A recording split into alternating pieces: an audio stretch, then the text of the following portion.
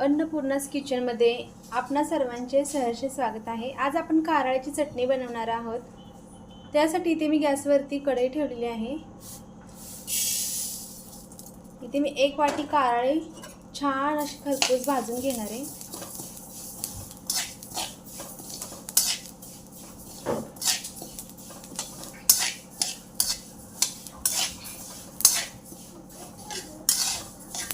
छान असे कारळे भाजून घेऊया।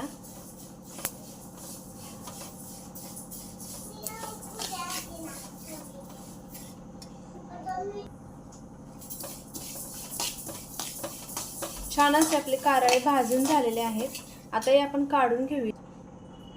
छान असे आपले कारळे भाजून झालेले आहेत। आपण आता ते काढून घेतले। आता कढईमध्ये आपण लसूण भाजून घेऊया।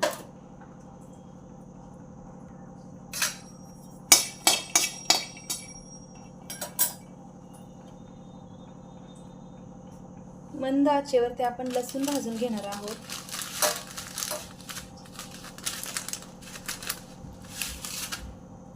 त्यामध्ये थोडेसे जिरे घालूया।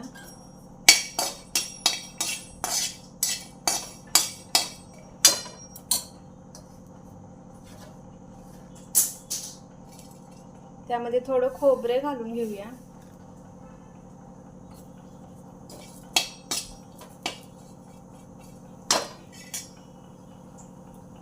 छान असं हे खरपूस होईपर्यंत भाजून घ्यायचं।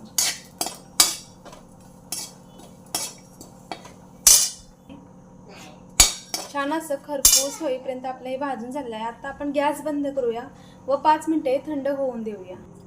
5 मिनिटे झालेले आहेत। हे सर्व थंड झालेलं आहे। आता आपण ते मिक्सरच्या भांड्यामध्ये घालून घेऊया। आपण आता ते मिक्सरमध्ये घालून घेऊ। त्यामध्ये 2 चमचे लाल तिखट मिरची पावडर घालून घेऊया।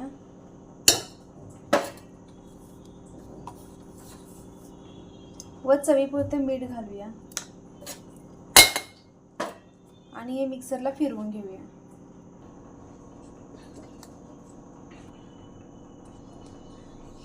छान अशी आपली चटणी तयार झालेली आहे। आपण आता ती काढून घेऊया।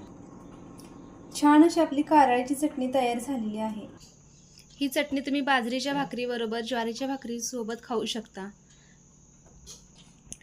तुम्हाला ही माझी रेसिपी कशी वाटली मला कमेंटमध्ये नक्की सांगा। तुम्ही जर माझ्या चॅनलवरती नवीन असाल तर माझ्या चॅनलला सबस्क्राइब करा।